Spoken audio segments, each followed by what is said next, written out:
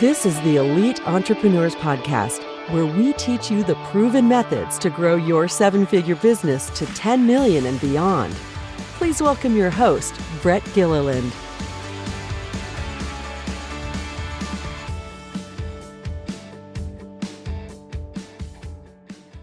Welcome, everyone, to this week's episode of the Elite Entrepreneurs Podcast. I'm your host, Brett Gilliland, and I am here with actually a good friend, somebody who I've known now for several years, and I'll introduce him, but then I'm going to ask him to tell a little bit more about himself. Tim Maxwell is one of the co-owners at Bunney's Incorporated. Talk about Bunney's Inc. here in a minute. But Bunney's Incorporated, he serves as a vice president over operations, built that company over the last several years, and I've seen them grow it tremendously, and I've seen them grow tremendously as people and as leaders. And so that's why you're here today. Welcome to the show, Tim. Thank you very much, sir. Appreciate you having me.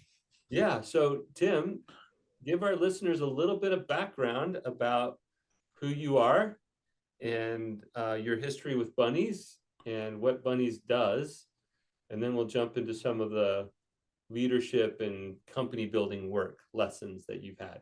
Yep. Thank you very much. My name is Tim Maxwell. I kind of lived here in Arizona for a little over 50 years. Worked primarily farms and ranches as a young man. Then I went into the military. Upon exiting the military, I worked at the power plant, also known as Palo Verde Nuclear Generating Station, for a couple of years, and then I went into the construction industry. I did approximately 12 to 13 years of working with fire protection systems, and then exited that field and became part owner with my wife of Bunney's Incorporated. As owners of the company, we also have to have other businesses because I believe in having multiple buckets of revenue for retirement. So we do cattle ranching not only in Arizona but in Arkansas as well. We have a couple other businesses, screen printing and hats and stickers and stuff like that. And then, of course, we had a business of selling beef to the outside world. So since then, we've closed down both of those shops. Our kids have picked up and moved across the country to South Carolina. So we just support them from a distance now. So just a little bit about myself. Bunney's Incorporated, as far as being the vice president of operations, of course, like Brett said, growing the company from a 7-figure to a 9-figure or a 8-figure company over the last 17 years. There's been a lot of trial and error, but with the help of great people like Brett and his team, we were able to move forward. So okay, so Tim, I want to pause just for a minute to thank you for your service. I sometimes forget that some of the people in my circle have served in the military, and I want to honor that. So thank you for doing that. The next thing I want to call out is the concept of having multiple buckets through which you ensure your family's, your personal financial future. I've always respected that about many entrepreneurs, and you fit that mold really well. So you get involved in many things so that money's coming in many different ways. And I think that relates to a lot of people that are listening. The other thing I want to call out is your deep experience in there at the power plant. You mentioned the Palo Verde Nuclear Power Plant. You spent time working there in different areas, but now Bunney's Inc., and I want to get to this. Bunney's Inc. is a contractor that serves maintenance needs at not only the Palo Verde power plant, but also other power plants throughout the state. Why don't you talk a little bit more about what Bunney's does before we jump into some of your lessons learned?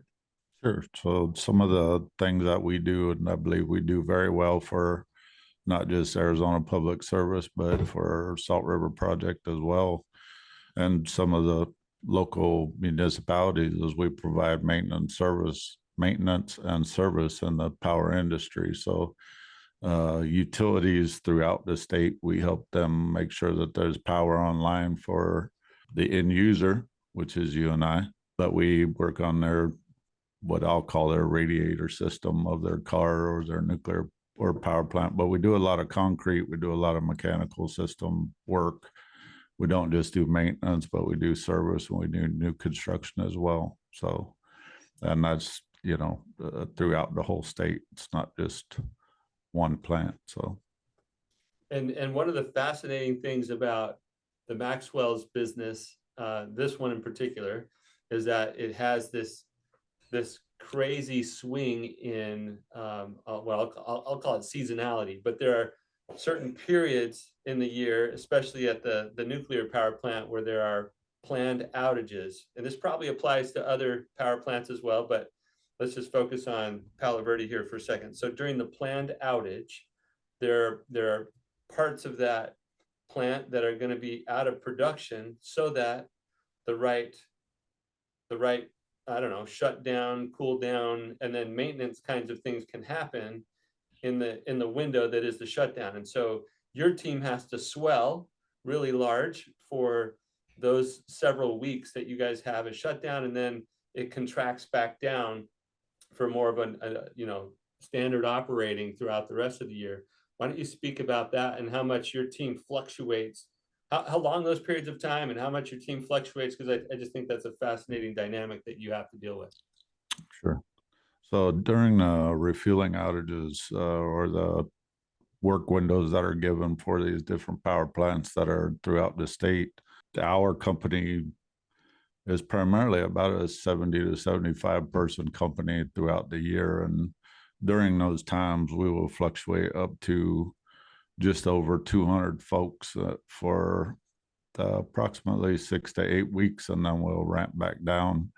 And depending on the outage season, we'll determine how many times we do that in a year, but pretty consistently twice a year in the spring and in the fall. But sometimes we do it as the need arises throughout. So yeah, so that creates or introduces a level of complexity that most of us, and I'll say thankfully for the rest of us, most of us don't have to fluctuate that much. I'm just trying to get them to imagine, as fellow business owners, what it would be like to swell, basically 2.5 times or more in employee count for 6, 8, let's call it 10 weeks, and then to slim back down to like your normal team size.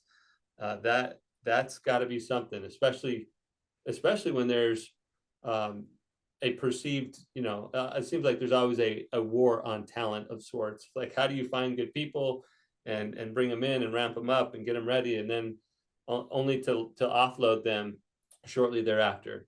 And I understand in this industry that that's common knowledge for a lot of these folks who are working these jobs, and maybe they like it that way, but it's still an operational feat for you guys to swell up, do those outages, and then to take it back down. So sure. super interesting. And it's we're signatory with I believe it's 6 local unions here in the state, from the carpenters to millwrights, laborers, equipment operators. We're signatory with quite a handful, and that really helps when it comes to the laborer.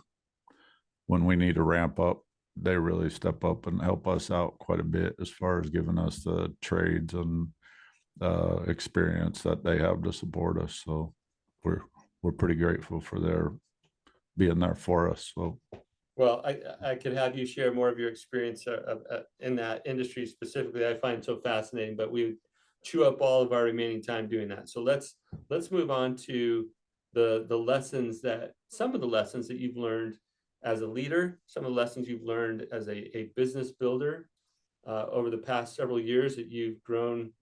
You and your wife together have successfully grown Bunney's Inc. I would say at least doubled in the time, double in terms of revenue and impact in the time that I've known you. What are some of the things that you found holding back your growth you think back several years to when it felt like, man, we're having a hard time moving forward. What are some of the things that kept you held back, that where you might have gotten in your own way, or where you just didn't quite understand or see something the right way? As you think back, what are some of those sticking points that you ran into? Yeah. One of the biggest ones that I found was myself. I mean, I found myself in what we call in the grass. So I was always doing work and not paying attention to what was coming. And when I did pick my head up to see what was coming, it's too late. You know, I had to really get mindful about step back, let other folks do it, and uh, kind of project where I'm going, what I'm doing, how I'm getting there.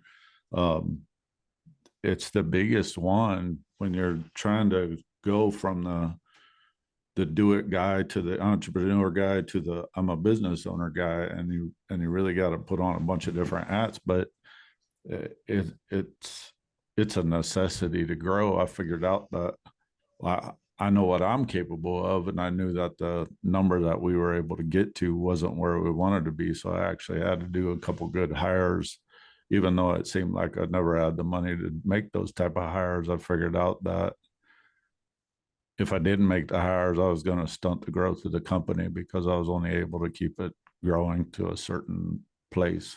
So reaching outside and surrounding yourself with other people that are kind of going through the same thing, I realized that it doesn't matter how big or small your company is, you're going to go through the same pains. The same pains are just going to keep resurfacing. And if you don't have a group of people to support you through those pains, it can really start making you feel like you're on an island in the middle of the Pacific and nobody's there to help you. And that's not true at all. There's a lot of great people out there that want to help you succeed and are more than happy to help you get there. So that's. Well, I want to back up a little bit, Tim, and talk about being in the grass, with your head down in the grass, doing the work, because I think a lot of people can relate to that.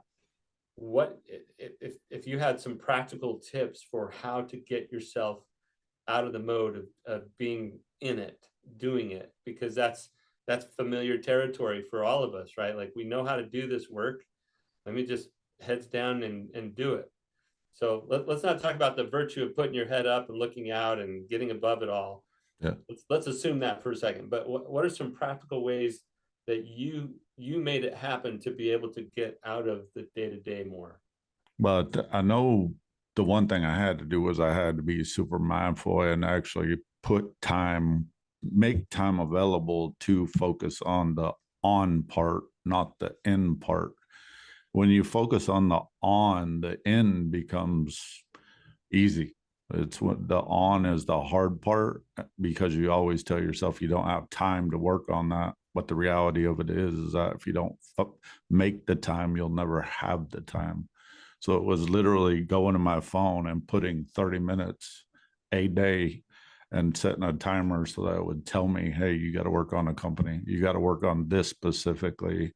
Start writing your processes. Start looking at your org chart. Start looking at depth of bench. Start looking at redundancy. Where can I build this thing up to where I'm going to be more successful? But it was literally putting time on my phone every single day to where I made time to do those things, and then started working with my teammates so that they could feel the same growth mechanism, if you will, to help them get out of it to where they could work on what they needed to rather than in it.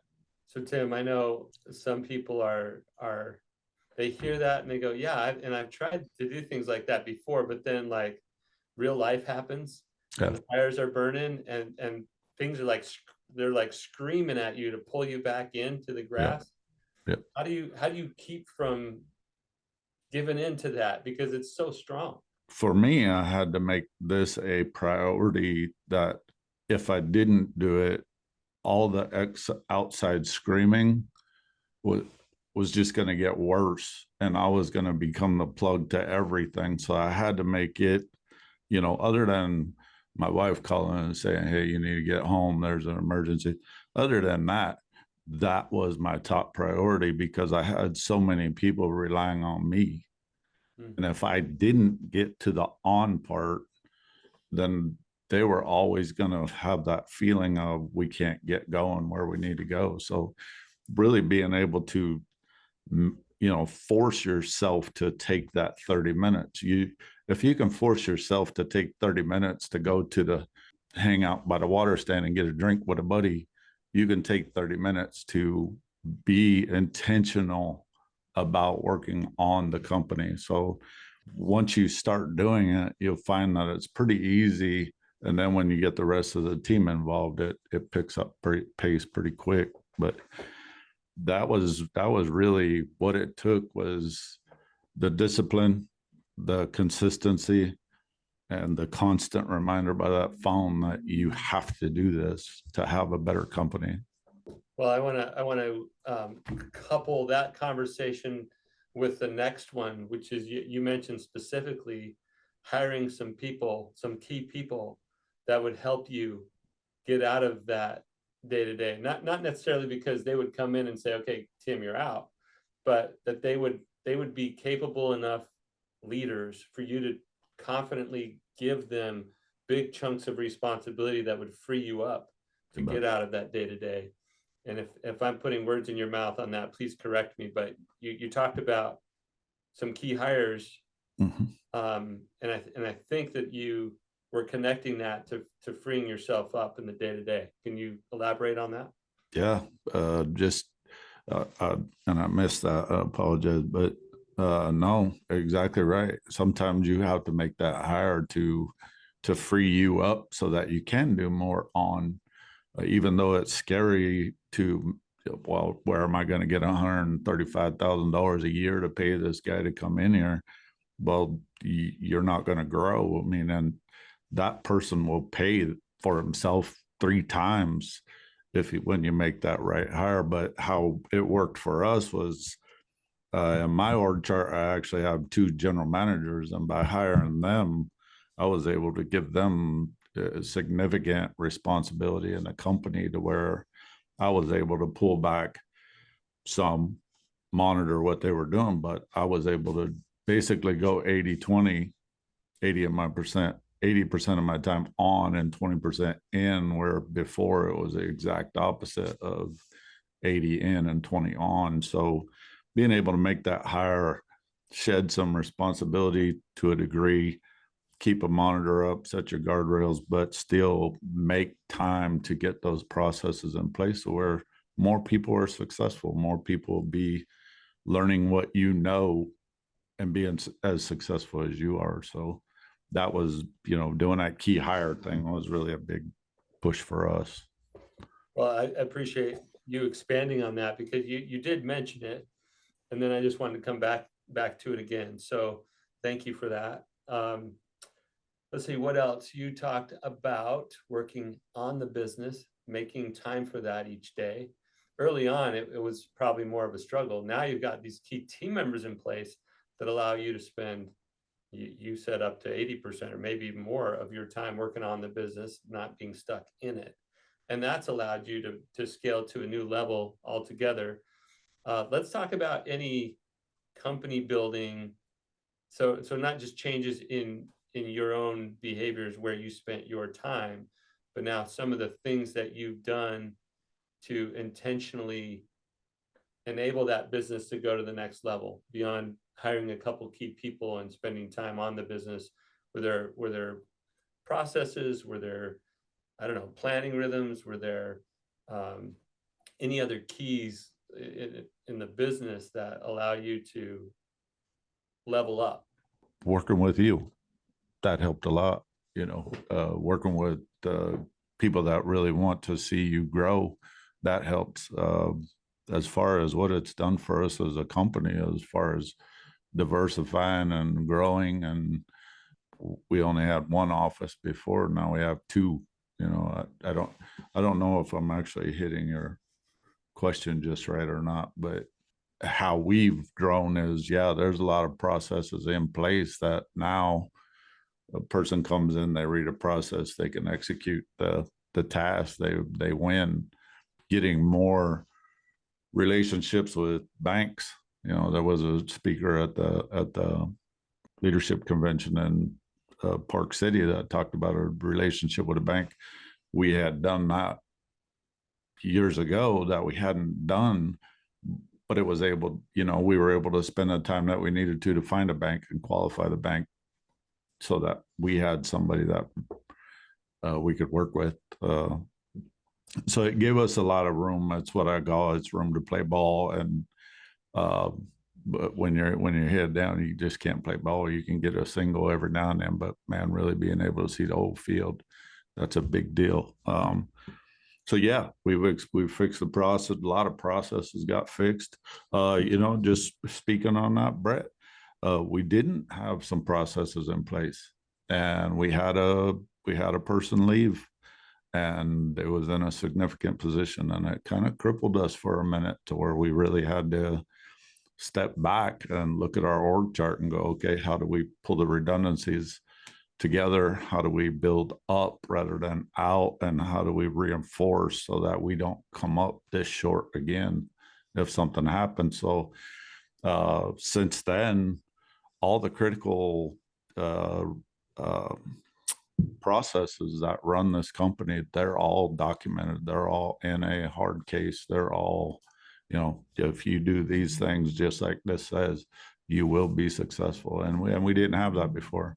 And I wouldn't have been able to do that before had I not done those two big hires. And so it's critical, to be quite honest with you. Well, because I know you well enough to be able to ask this question, I want to spend the last of our time on your, I'll call it an enlightened way of thinking about building leadership, about building bench in your team. I don't need you to reinforce the idea that you should have a bench, you should bring people up. Let's just start with that as the assumption. So let's start with the way that you personally are building people. Like, how do you do that? How does it show up in your calendar? What does it look like for you to build bench, leadership bench in particular at Bunney's Incorporated? Yeah. So when a person is hired here, we look at, well, first off, is it necessary? But we also look at how much do we want to teach? How much do we not want to teach? How much is necessary? How much ain't? Because we have a lot of safety in our programs that a lot of people don't. But yeah, when you come to interview with me, what I'm looking for is for you to care about your future, where you're going, how you want to get there. I want to know you want to grow as a human being, as a team player. There's a lot of books out there about ideal team players, and I really follow the Hungry, Humble, Smart program, and those folks really want something in life, and I want to help them get there, whether it's professionally or personally or whatever. So the first and foremost, you have to want something more out of your life, because I don't want to try to teach hunger. I don't want to try to teach. So you want somebody who's hungry, somebody who wants growth. Yeah. If they say, this is what I do and that's all I want to do, and just come in and do the job, what's your response to that? No, I'm sorry, I wasted your time. You're done with that. It's not going to work for anybody. So no, I want people to want to grow in a company or grow in their own personal spirit or whatever it is, but just grow. And as long as you're on a growth path, we can create the rest of your plan. We have milestones here that you're going to reach, you're going to have to accomplish over time. And we want to see you be successful. We want to be successful with you. So to get to the point of the redundancy, I know you don't, there's some of that you didn't necessarily want to talk about, but it's based on the whole idea that if somebody got sick or called off or was gone or whatever, there's always somebody that's in line with you that can take your place, take over some of your work. They don't necessarily replace you, but they definitely, it's not a whack to the company. The person's gone on vacation 2 weeks. Okay, well, move this person up here and let them do that task as well, or do part of them. And that way that person's learning how to do that next job as well as the job that they're doing. So somebody's always learning the next person's job as well as their own. So it kind of helps them with the transition to the next spot. Okay, so I have to imagine some of the process documentation you talked about earlier, where all the key roles, all the key processes in the company are very well understood and documented. But beyond that, it sounds like you're having people actively stretching into the next roles, or I don't know, are they practicing in those roles? Are they shadowing? Like, how are you practically developing these people beyond, well, so and so's on vacation, it's time to throw somebody else in there? Sure, they'll be coached and mentored through that. That next leader is definitely going to come down and help that person work through some of those roles and responsibilities. They're not going to get loaded with all of them. They'll get loaded with what can they handle, what do they need to learn first, especially about that next seat and how it affects the organization. So the next leader up will come down, coach, mentor as that person comes up. That person's on 2 weeks vacation or whatever. So there's always if you're my boss and I go out, you're coming down to meet with Austin and make sure that Austin's going to be successful in that role as well. And that way, who is capable of doing somewhat what you do, and you got an idea what path he's on. So it's a direct link from A to B to C to D, and we know what your weaknesses are, and we can help you. We know what your strengths are, and we can utilize that throughout the team. So you don't just get to come and go to work and get a check. You got some stuff you got to do here, and I think hungry people are just it's so much easier to lead them.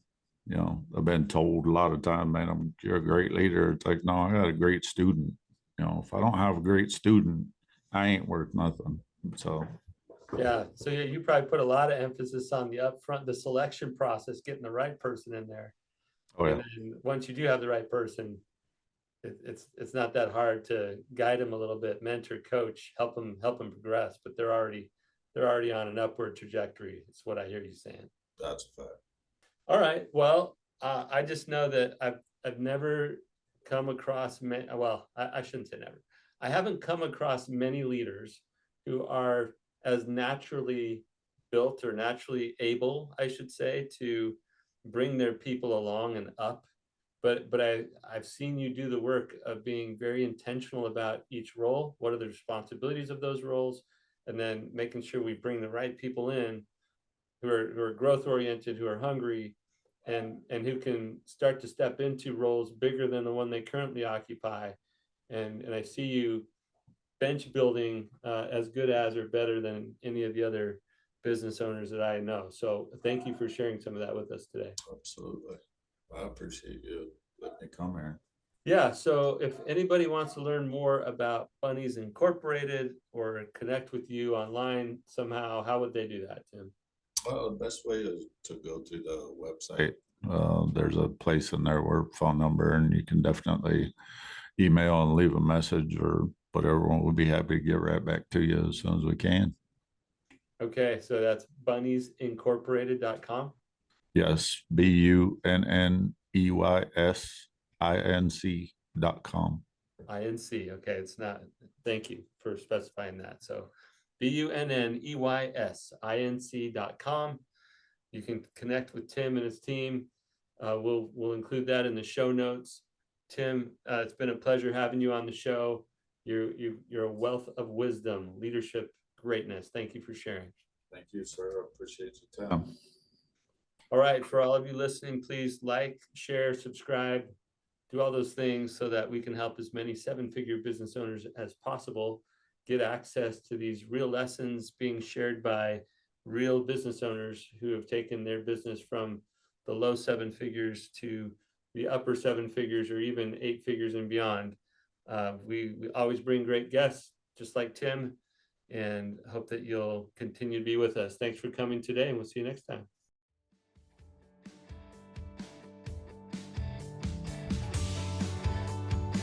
You've been listening to the Elite Entrepreneurs Podcast with your host, Brett Gilliland. Be sure to leave a rating and review wherever you listen to your podcasts.